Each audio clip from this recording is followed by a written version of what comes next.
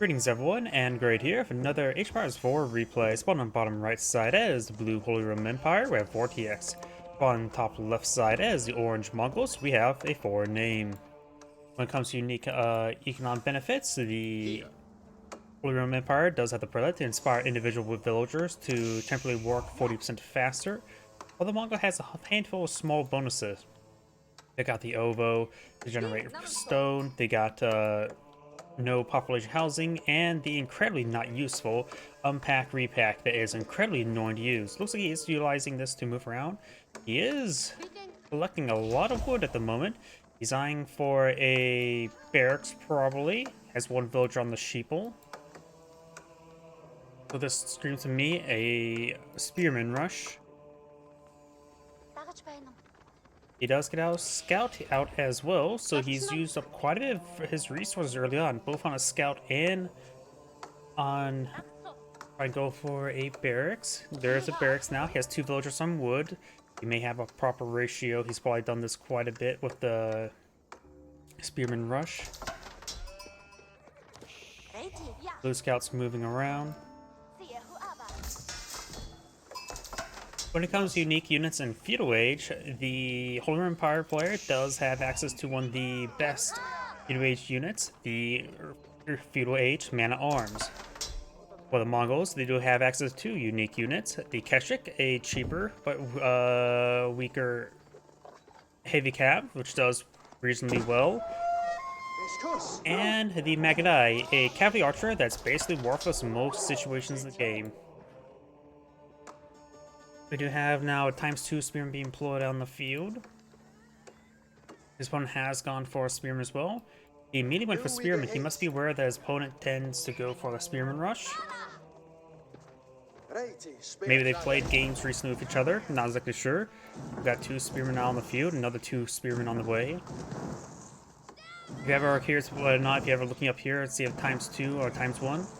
Notice here, the build spearmen are right here. The ×2 spearmen are on their own little production queue there. They gave you a reference that it's a ×1 and ×2. Now, do you have 4 spearmen on the field? His opponent has a 4th one on the way. The OVO has still plenty of health. And, ooh, the scout took some hits there, but does mean that the Mongol is behind in a 1v1 versus the opponent's spearman. And he's taking more hits there, even more on that wounded spearman. He's setting up for another ×2 spearman. He could have got a 5th spearman out. We do have a 5th spearman over here.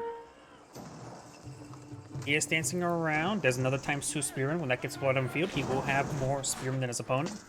Taking a lot of free hits there, honestly. He could try swinging out his scout. Oh, he split off one there. Does take out his opponent's scout there. Very nice. Now he does need to fall back. Got 5 spearmen versus now 5 spearmen. You know, that scout is nice, but honestly not critical at this moment in time. I would have not have gone for that myself. So if the game long goes on, will be quite useful. Does get a good hit there on the Mongol spearmen. Overall, I think the Holy Roman Empire spearmen are in better position than the Mongol spearmen. And now it looks like, though, we got good focus fire there. Does take out one of the Mongol spearmen. Line gives damage up, but there's overall more health on the Holy Roman Empire spearmen. So the Mongols has all 5 spearmen available, which means more damage output. Taking a lot of free hits there, getting some combat sprints, and with a Khan nearby, he will not be able to hide in the bushes to get a free hit or something like that. Prelate push right forward, getting some health right here. He looks like he's going to gamble using the Prelate. Nowadays you see the Prelate actually being useful like that. More spearmen now being blown up by blue. Orange does have 5 spearmen still up. It's still got 5 spearmen here, and they're getting healed up. He sees the Prelate healing up these forces. He knows he can't really win out. And now we do have the Akin Chaplain Point Field, one of the strongest Feudal Age landmarks in the entire game, giving the plus 40% gathering rate to a passive aura when a Prelate's garrisoned in it. I'd say that's one of the most powerful Feudal Age landmarks. Versus the Mongols is going for the Deerstone, a relatively weak landmark. Both the Feudal Age landmarks for the Mongols are double-edged sword or just sort of weak. Giving access to instant research to the network, it also does have the network around itself, which is useful collecting up wood as well as a bit of defense, but overall, in my opinion, it's a pretty weak landmark. And I suppose a silver tree does give you access to traders at a cheaper cost, but still does not compete with the passive of, say, the Abbasid dynasty. It's a double-edged sword because you don't have walls or even wooden walls helps keep that secure. Ovo has not been repaired. He's going for another ×2, and now he's going for the upgraded Hardened Spearman. His opponent does have a tech advantage, but the Hardened Spearman versus regular Spearman upgrade is only a difference of 1 damage and 10 health, which is important, but also not that huge. It's tolerable for a short time. Does get us ×2 Spearman out of the field. We got 9 Spearmen versus 6 Spearmen. The Hardened Spearman, Hardened Spearman research is on the way. I was going for the archer range, maybe eyeing for some ×2 archers.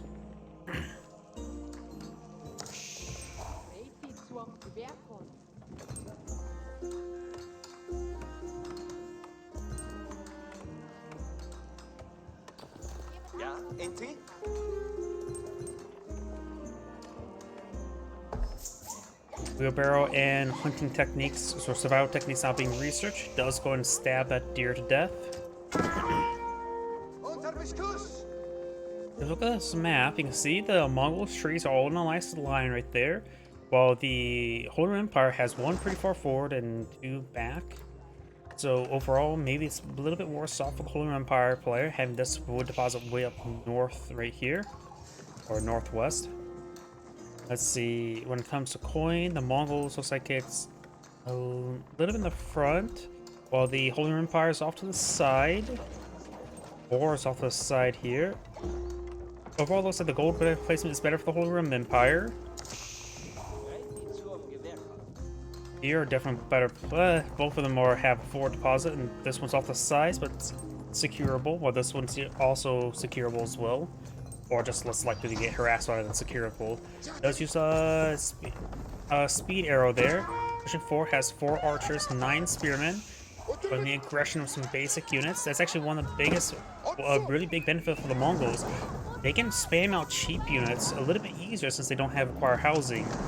The housing benefit's not necessarily like an economic benefit, more if it allows a combat style just able to deploy mass spear and mass archer cheaper units with easier access. Does get some chip damage there on these villagers. Takes out villager there, very good. First villager kill. He could garrison up the tower, but I think there's enough spearmen here to overwhelm the tower. But then again, that emergency repairs would make it so that's not so. Burgundy's Cathedral now being pulled on out. Right now, man-at-arms will provide a massive, powerful capability against the Mongols.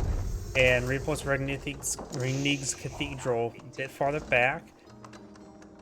Going for knights at this moment is probably not going to be that great since his opponent can go for spearmen, but man-at-arms will be very effective, and he can get man-at-arms right now. Handful of villagers there, good number of them actually quite wounded, does fall back now. He is going for siege engineers. He does not have enough wood for battery ram or 2.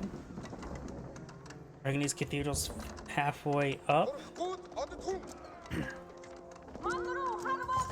An orange scout, since he has a second scout, he's able to get some good spotting here. Villagers or archers push way forward. Just use a speed arrow there. Looks like they're having trouble firing. The Khan will go down, but his arrows is down. He has a scout for spotting. It does interrupt the cathedral for a short amount of time, but the cathedral will go up. One batter now pull out on the field. He can give it some escort and start trying to clean his opponent's base. He's going for... I'm not sure what he's going for at the moment. He is at pop capped. Spearman trying to push one forward. It will... He has enough archers to protect it, so... Keep it nearby. He'll eye for another battering ram with the spearmen. Get the archers on escort duty. Now we do have a stable here. Let's deploy another battering ram over here to help cleave through this region. That could be very good. And one of the few times where the Mongols benefit of the raid bounties will be useful. Hitting these houses are actually be incredibly useful. It does lose a scout, which is important. But if he's able to take out some of this housing here, it will put on the pop cap, so hidden housing is going to be very important. Another villager does go down there.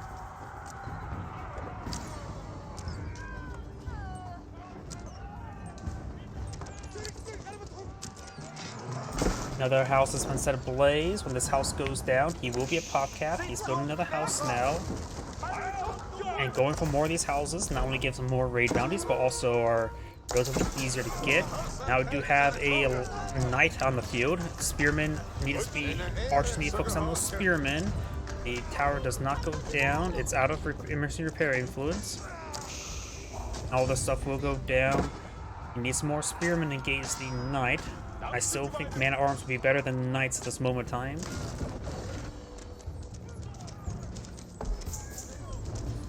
That battering has gone down. Another house has been set ablaze, which will put on pop cap once again. It's going for another house now. So in season 9 of the field, he has to make sure these spearmen do not go down. He uses emergency repair on the house, so it will not go down. And now the Mongol is sort of ran out of steam.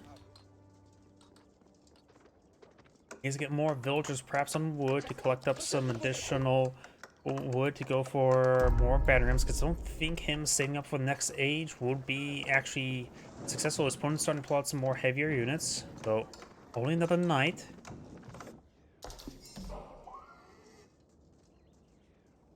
I'm playing the deer. We do have the deer over here being knocked around by the gear. Prelate does get hit there. Knight has took quite a bit of damage. It'd probably be a good idea to pull off a prelate to get him healed up. Let alone the camp has been pulled on field. He may just want to regroup his forces. He has a good number of spearmen and archers here. The archers will have diminishing returns. His opponent has not gone for any blacksmith research. Do have an archer range going up, another archer range as well. You may want to go for a blacksmith sooner rather than later to just get the blacksmith research. Battering push away forward without any proper escort. We do have an arrow slit on this outpost as well, so the arrows will have +1 range.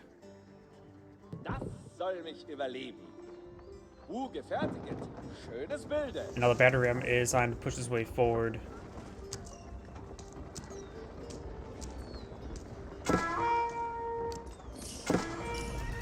Oh, here we do have a spearman pursuing the prelate. Spearman pushing way forward, gains some good damage there. There's a large amount of raid bounty he can get. Oh, and there is a knight there. Does throw a scouting falcon there, and overall he was unsuccessful at picking out that knight. He would have picked out that knight, that would have been a great pick.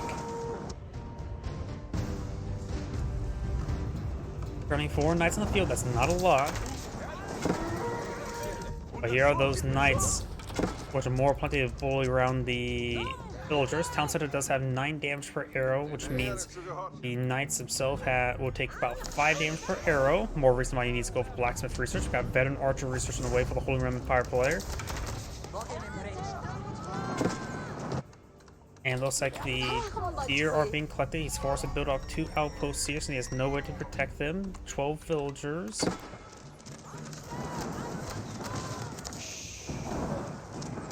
Emergency repairs have been tasked on that structure.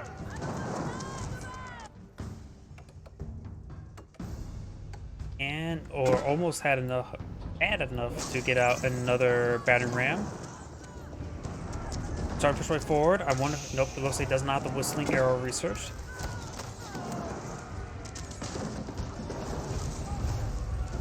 Based on the amount of gold went up, he does not have improved raid bounties or improved raid bounties. Another one's going down. Knights pushing way forward. No deaths for the civilian deaths for the Mongols, but this may change right now. These villagers can't get inside the town center. They need to play Ring Around the Rosie. Destroying the house will be useful. Will help him reduce his opponent's pop cap. Hitting the farms will give him some cheap resources. Looks like the local doggo is wanting some head pats. And us are eyeing another battering ram. Very good. Keep the archers not close by to the battering ram, to say the least. He needs to task something on that battering ram. Starting to migrate over there to grab some of those berries. And so far, poor control there protecting his battering rams. The control's a little bit messy right now with the Mongols. More archers been playing field. These knights could pick off these units as they come out, deny the reinforcements. Some of those deer did get out pretty far. Do now have another battering ram here. He's starting to push forward. He is trying to go for a conversion ritual, but there's enough archers there to pick him off. He is focusing on that prelate and does focus down, does use emergency repairs there.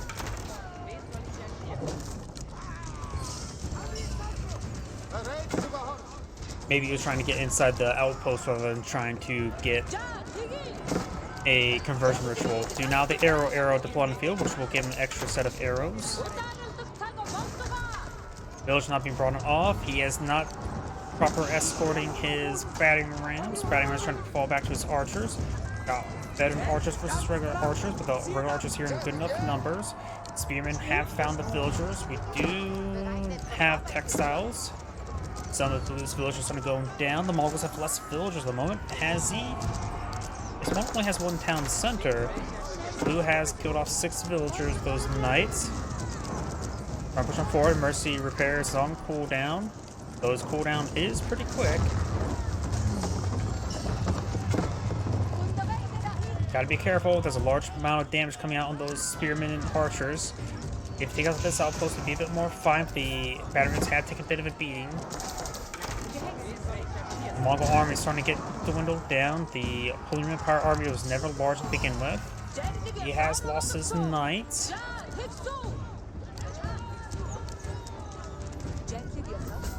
Emergency repairs have been activated once again. The Mongol player probably would have won the game by now if he wasn't fighting against Holy Empire with the emergency repairs. He's been having trouble pushing past Mangonel on the field. That's going to be an excellent item in this engagement. Very effective versus archers and very effective versus spearmen. Veteran archers right now have 8 damage, 80 health versus regular archers 70 health, 6 damage.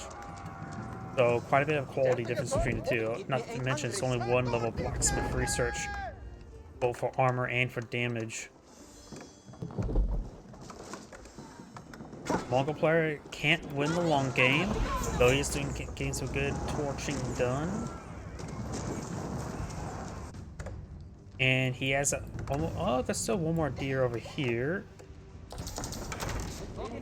But his food sources are running a little bit low. He's now trying to collect up the boar. Gear has not been fully built there. That is fine oversight.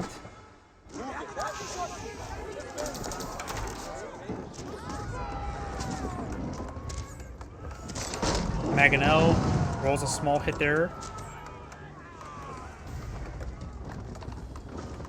And now we've got 2 more knights in the build queue. The Mongol player may need an eye for a handful of Kestrel horsemen just to overrun the Mangonel. And also right now, Kestrels wouldn't be half bad versus archers as well. The wood horsemen though. Assuming they're not the early horsemen, the Mongols can deploy out, a very niche unit. Archery and stable over here. Hope he's going for some Keshiks or horsemen. He is not collecting any gold yet. He is not eyeing the age 2 whatsoever. He may go for it if he collects enough raid bounties. Both these outposts have been upgraded with arrow slits.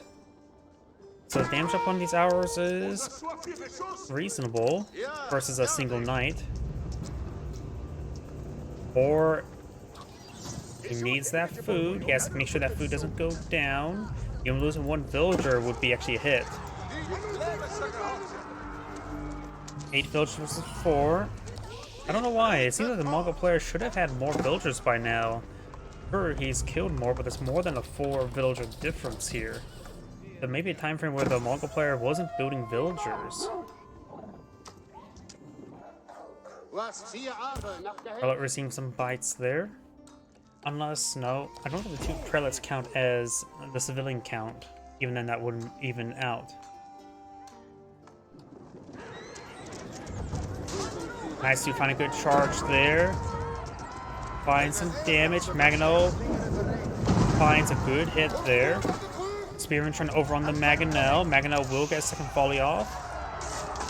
He will eat it. Maganel will go down. Knights are engaging archers. Spearmen are being focused down by his opponent's archers. Orange archers are being picked on off, and I think the Holy Empire player has the game in the bag now. The Mongols' numerical number of his army has now evaporated, and now he's fighting against higher quality units. And that is the end of the replay. This is Grade saying, thank you for watching, and on to the next replay.